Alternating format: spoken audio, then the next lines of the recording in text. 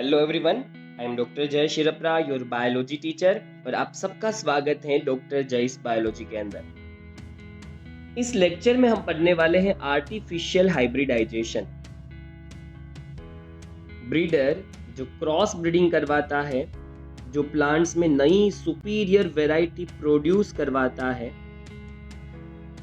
वो mostly crossing करवाता है डिफरेंट स्पीशीज के बीच में, या तो फिर एक सिंगल स्पीशीज की दो डिफरेंट वैरायटी होती है उनके बीच में रिप्रोडक्शन करवाया जाता है। वो असिस्ट करता है रिप्रोडक्शन को, इसलिए हम वर्ड आर्टिफिशियल यूज कर रहे हैं। यहाँ पर नेचुरली रिप्रोडक्शन नहीं हो रहा।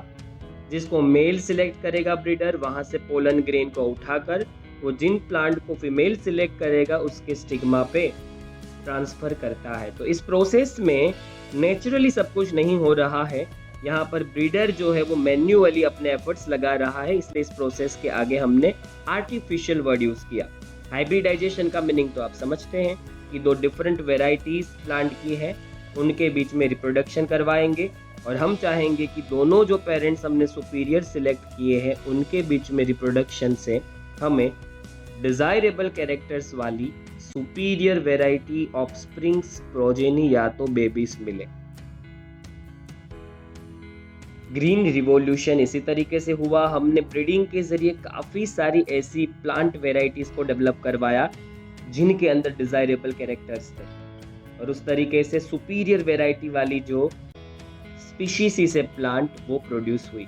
तो ब्रीडर आर्टिफिशियल हाइब्रिडाइजेशन करवाता है।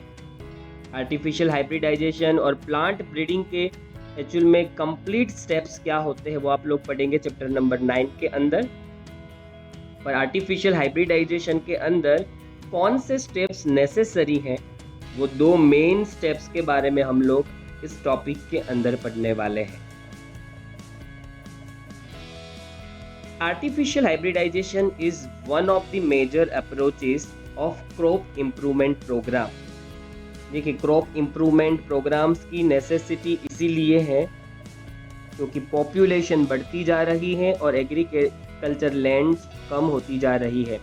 अर्बनाइजेशन होने की वजह से एग्रीकल्चर लैंड्स काफ़ी कम हो गई है और पॉपुलेशन बढ़ गई है, तो फूड की रिक्वायरमेंट इंक्रीज होती जा रही है।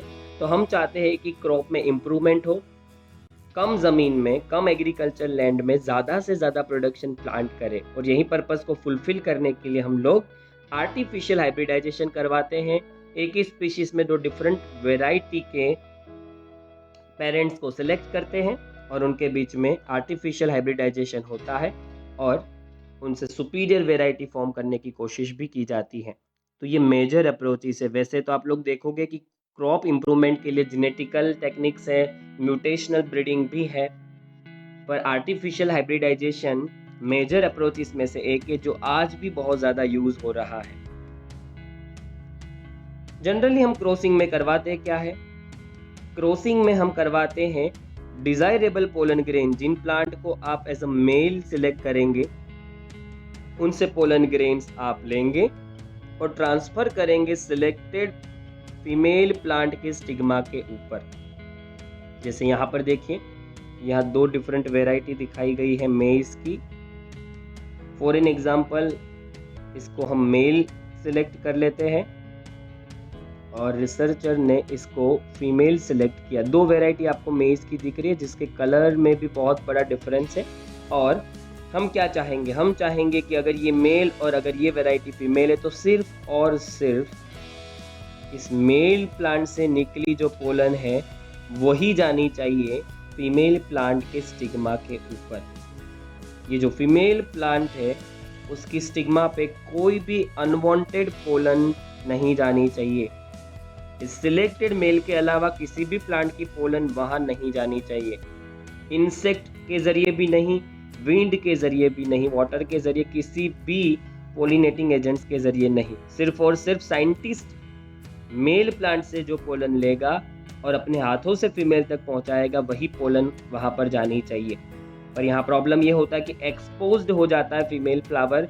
फीमेल फ्लावर हवा में खुला होता है, तो चांसेस ये रहते हैं कि साइंटिस्ट मेल फ्लावर से पोलन ग्रेन्स को फीमेल तक ट्रांसफर करे उससे पहले इंसेक्ट विजिट कर सकते हैं फीमेल फ्लावर के स्टिग्मा को और हम जो नहीं चाहते उन प्लांट्स की पोलन हमारे फीमेल प्लांट्स के स्टिग्मा तक पहुंच जाएगी और इस तरीके से कंटामिनेशन हो जाएगा।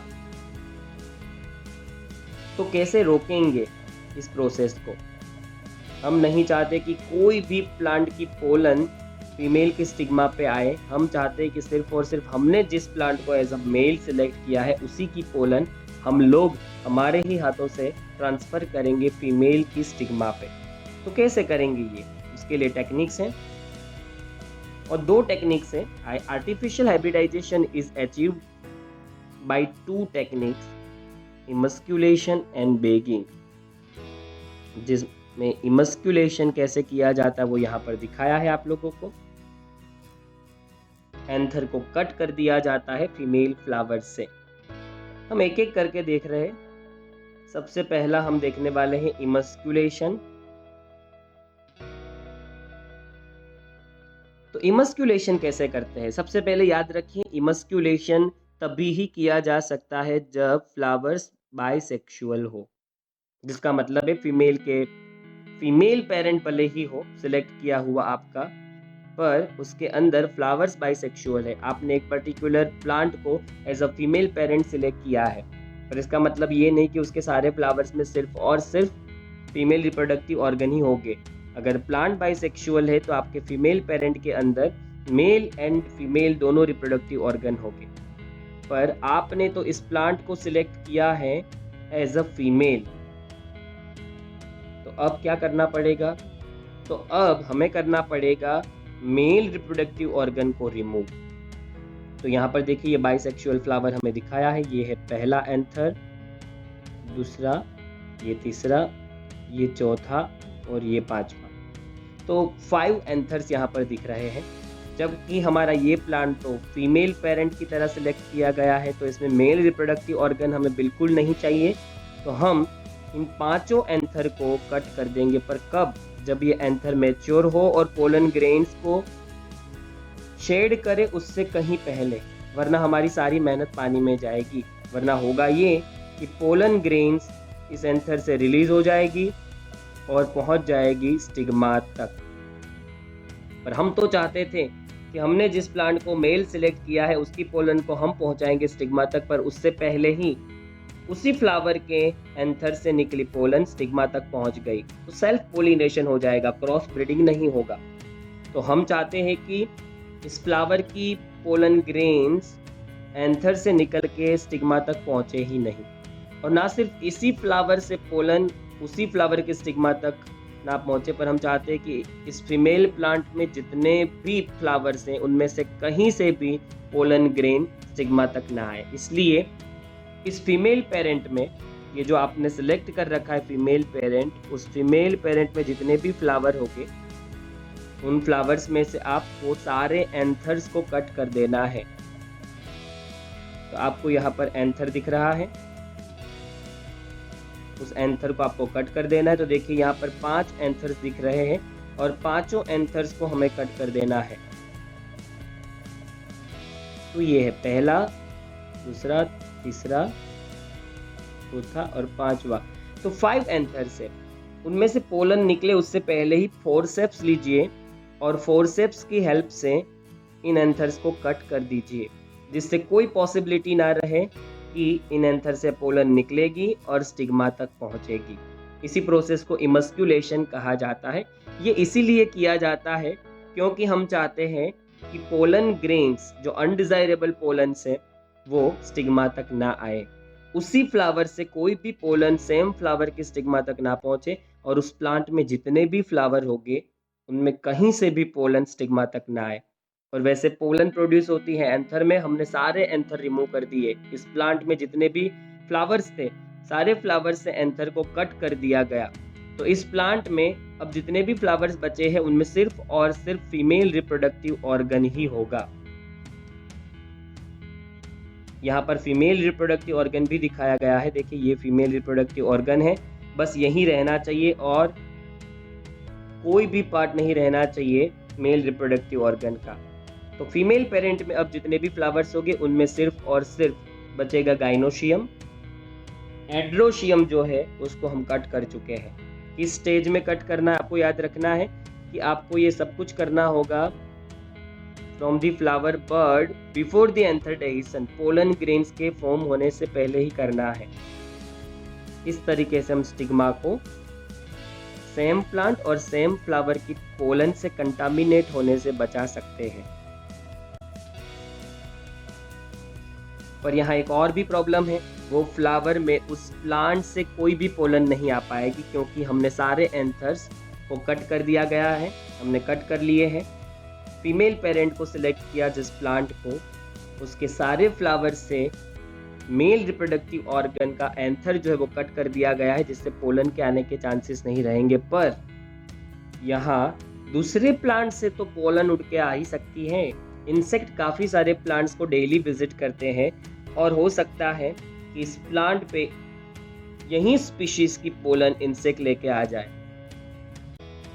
हम हमारी डिजायरेबल पोलन ग्रेन्स जो है उसको यहाँ पर ट्रांसफर करें, उससे पहले इंसेक्ट कोई और प्लांट की पोलन यहाँ पर पहुंचा गया, तो यहाँ पर मेल को कोई और बन गया और आप जो चाहते थे कि मेल की तरह एक्ट करे वो अब नहीं हो पाएगा। तो आप चाहते कि आपने जो सिलेक्ट किया जिस प्लांट को एज अ मेल, उसकी पोलन ही यहाँ पहुंचे, तो एंथर कट कर देने के बाद आपको उस फ्लावर को बैग से कवर कर देना है। सूटेबल साइज की एक बैग लेनी है। वो बैग मोस्टली बटर पेपर से बनती है। इससे क्या होता है कि पूरा फ्लावर ही आपने ढक दिया, तो अब स्टिग्मा में कंटामिनेशन होने के कोई चांस ही नहीं है। कोई भी अनवांटेड पोलन्स जो है वो नहीं आ पाएगी।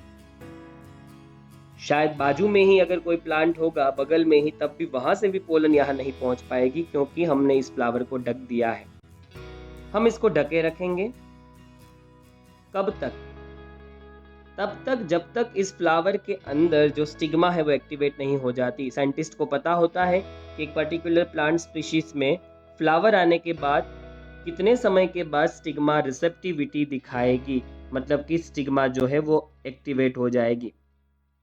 जैसे ही स्टिग्मा एक्टिवेट हो जाए तो इन फ्लावर्स की स्टिग्मा तक हमें पहुंचाना है पोलन ग्रेन्स को। तो जिस प्लांट को आपने एज अ मेल सिलेक्ट किया है उनके एंथर से आपको पोलन ग्रेन्स कलेक्ट करनी है अब, और उसको स्टिग्मा तक पहुंचाना है, ट्रांसफर करना है। इसका मतलब आपने जिस प्लांट को मेल सिलेक्ट किया था उसी की पोलन आपने यहाँ पहुंचाई। कोई और पोलन यहाँ ना आए, उड़ के ना आए या फिर इंसेक्ट के जरिए ना आए, इसलिए आपने इसके ऊपर बैग लगा दी। और अब आपकी जो सिलेक्टेड है पोलन ग्रेन्स या फिर आपने जिन प्लांट्स को एज अ पेरेंट सिलेक्ट किया था उनकी पोलन आपने पहुंचा दी है स्टिग्मा तक। तो वापस उसके ऊपर बैग लगा दीजिए जिसको हम रीबैगिंग कहेंगे। और तब तक ये बैग रहेगी जब तक फर्टिलाइजेशन कंप्लीट नहीं हो जाता और फ्रूट प्रोडक्शन जो है वो शुरू नहीं हो जाता। उसके बाद आप ये बैग को हटा सकते हैं। तो इसी टेक्निक्स के लिए हमने वर्ड यूज किया है बैगिंग एंड इमस्क्यूलेशन। पर ये सब कुछ तभी किया जा सकता है जब जो फ्लावर्स है वो बाइसेक्सुअल है। अगर फीमेल पेरेंट जो है वो यूनिसेक्सुअल फ्लावर्स प्रोड्यूस करता है तो डेफिनेटली जो फीमेल पेरेंट होगा उसमें सिर्फ और सिर्फ अगर यूनिसेक्सुअल फ्लावर्स ही आते तो इमस्क्यूलेशन की कोई ज़रूरत ही नहीं है, क्योंकि उस फ्लावर में क्या नहीं होगा, उस फ्लावर में मेल रिप्रोडक्टिव ऑर्गन होंगे ही नहीं। या तो फ्लावर्स पूरे फीमेल फ्लावर्स होंगे, जैसे यहाँ देखिए ये जो फ्लावर है वो मेल है और ये जो फ्लावर्स है वो फीमेल है। तो फीमेल फ्लावर में सिर्फ और सिर्फ गाइनोशियम ही है, मतलब पिस्टिल ही है या कार्पेल ही है, उसमें कहीं एंड्रोशियम या एंथर्स नहीं होंगे। तो आपको कोई कटिंग करने की ज़रूरत नहीं है एंथर्स को, तो इमस्क्यूलेशन की ज़रूरत नहीं रहती। हाँ, पर इसके ऊपर बैग लगाने की ज़रूर रहती है हमें।